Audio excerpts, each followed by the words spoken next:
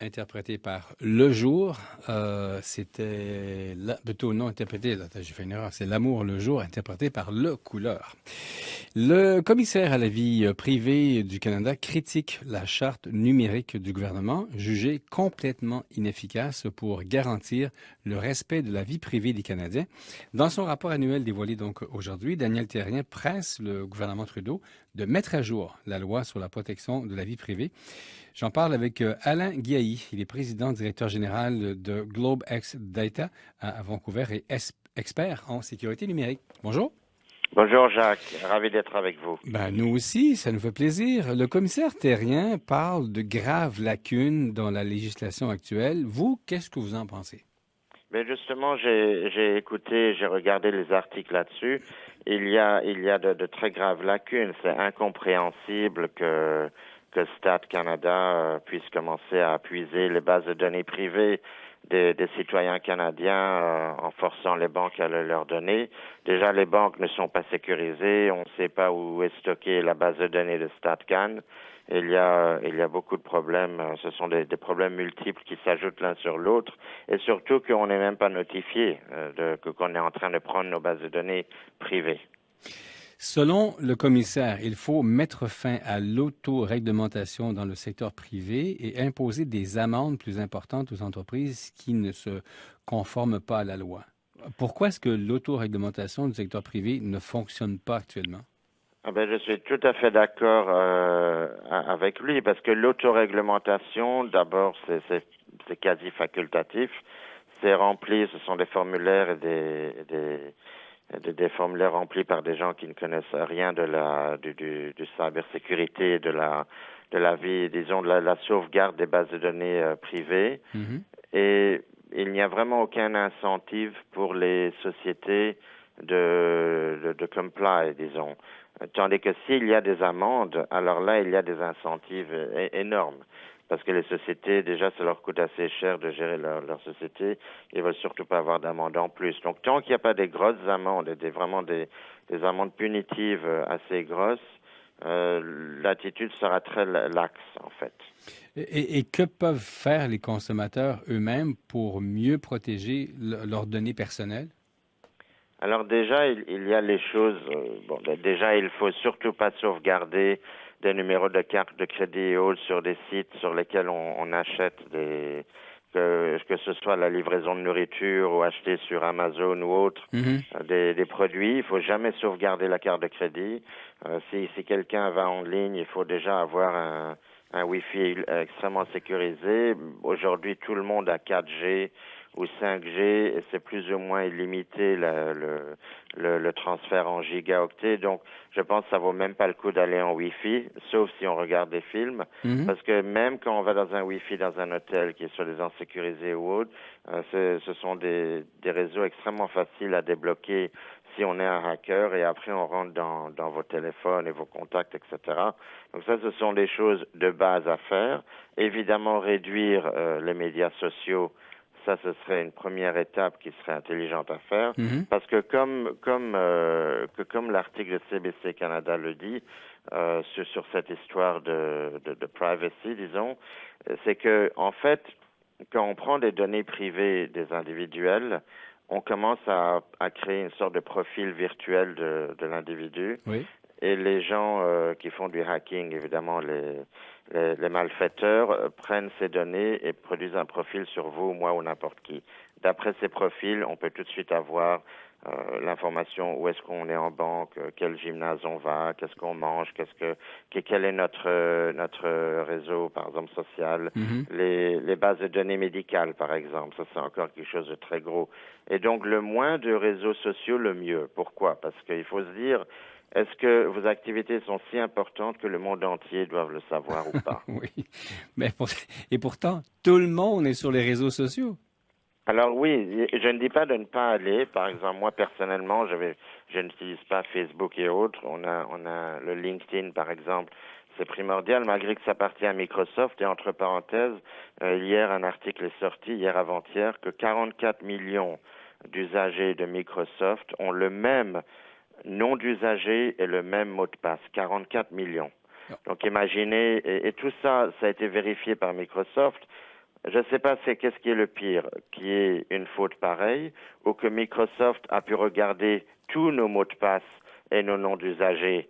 Évidemment, tout ça c'est traité en Inde et autre part pour faire du data mining, et que eux ils connaissent tout ça pour nous le dire. Mais Je ne sais pas qu'est-ce qui est le pire. Mais comment est-ce que 44 millions de personnes peuvent avoir le même nom d'usager et de mot de passe? Tout ça, vous savez, les grosses sociétés ne sont pas infaillibles. Et il y a toujours la petite faille là qui va. Mais la petite faille, quand on parle de dizaines et de centaines de millions d'usagers, même une petite faille, ça affecte déjà 40, 50 millions de gens. Le pire, c'est que eux, ils ont pu regarder et vérifier tout, et donc ils connaissent nos mots de passe. Oui. Imaginez ça. Et ce sont des sous-traitants, évidemment, qui le font. Ces grosses boîtes ont des sous-traitants dans le monde entier. Et puis après, ces sous-traitants, on ne sait pas ce qu'ils font de notre base de données. Donc, en règle générale, moins de médias sociaux. Déjà, ça, c'est un. Évidemment, il faut avoir une connexion sécurisée. Moi, j'utilise même pas le Wi-Fi.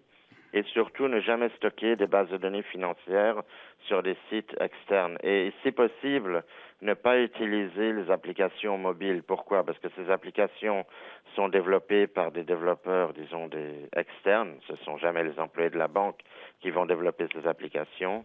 Et on ne sait pas après ce qu'ils font, qu'est-ce qu'ils mettent dedans, etc.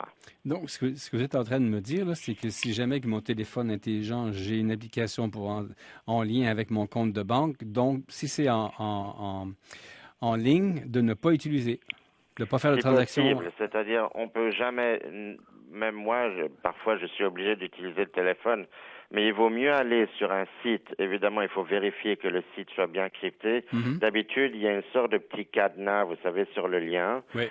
Si vous cliquez sur le cadenas, il faut voir aussi si le certificat est valide et quel genre de cryptage, etc. En général, un cryptage assez haut, 256, enfin c'est technique, mais en gros, il faut bien voir qu'il y a le petit cadenas déjà et cliquer dessus pour qu'il y ait un certificat valide de encryption. Et c'est mieux d'aller sur un site que d'aller sur un appli mobile. Pourquoi? Parce que toutes les applications mobiles garde une certaine base de données sur le mobile, ça s'appelle un metadata. Et il y a danger que si votre mobile a été hacké, qu'il y ait une intrusion à travers ça. Et aussi, surtout, quand votre mobile est hacké ou quand vous utilisez WhatsApp et que vous avez une intrusion de hack, tous vos contacts, évidemment, ont la même chose, parce que ce sont des machines qui infiltrent tout, ça fait boule de neige.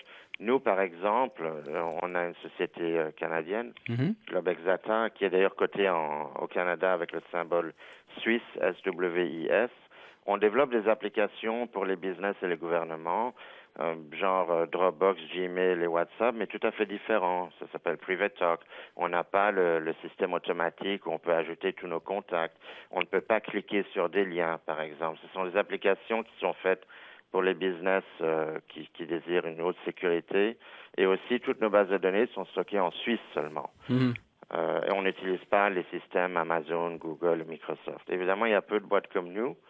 Et les usagers typiques, ils doivent faire très, très attention.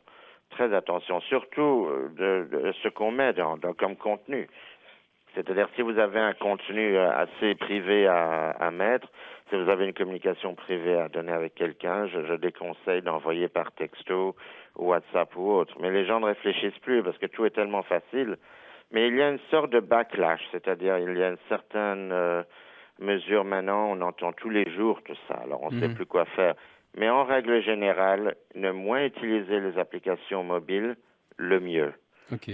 On a appris aujourd'hui, bon, je suis sûr que vous le savez, là, la fuite des données personnelles chez Desjardins a également touché 1 800 000 détenteurs de cartes de crédit qui n'avaient pas de compte. Est-ce que vous êtes surpris de l'ampleur de cette histoire au fil des mois? Parce que Justement, c'est marrant que vous dites ça, parce que j'ai été interviewé par Robert Séguin, qui est un reporter de TVA. Il a eu un reportage sur JE et j'étais dessus, c'était en octobre, et on parlait justement, c'était Desjardins. Ça ne m'étonne pas. Pourquoi? Parce que les banques veulent économiser toujours de l'argent, malgré qu'ils nous comptent beaucoup de sous à chaque fois pour tous les mois pour les frais à gauche, à droite. Oui. En fait, c'est comme ça qu'ils font de l'argent, parce qu'avec la fintech, etc., il y a de moins en moins de profit pour ces sociétés-là. Et donc, ce ne sont pas des experts en sécurité. Et donc, ils sous-traitent tout ça. Et l'histoire de Desjardins, c'était quelqu'un interne qui avait pris les bases de données. Imaginez, c'était tout un département de marketing. Donc, n'importe qui pouvait venir prendre un boulot à 15 $ de l'heure, faire du marketing, et ils avaient toutes vos bases de données. C'est un truc de fou. Et on va encore en entendre parler. J'ai appris par Robert Séguin, quand il m'avait interviewé, c'était au mois d'août, qu'apparemment, il y aurait peut-être 7 millions de cartes de crédit qui seraient comme ça dans l'air, etc. Et c'est pas juste la carte de crédit. C'est-à-dire maintenant, les gens savent où vous habitez, ils ont votre résidence, ils ont vos numéros de téléphone, votre numéro de sécurité sociale, tout ça. C'est parce que la carte de crédit, ça se remplace. Mais après, il y a tout le reste. C'est ça c'est-à-dire, on n'a pas le choix. On peut pas se protéger de tout, évidemment. Mais il faut minimiser. Il faut exiger de sa banque des explications. On va retourner à l'âge de pierre. Les années 80, c'était très bien. D'accord. Alain Gailly, président directeur général de Globe X Data à Vancouver, expert en sécurité numérique. Merci. Merci à vous, Jacques. Bonne fin de journée. Au revoir, vous aussi.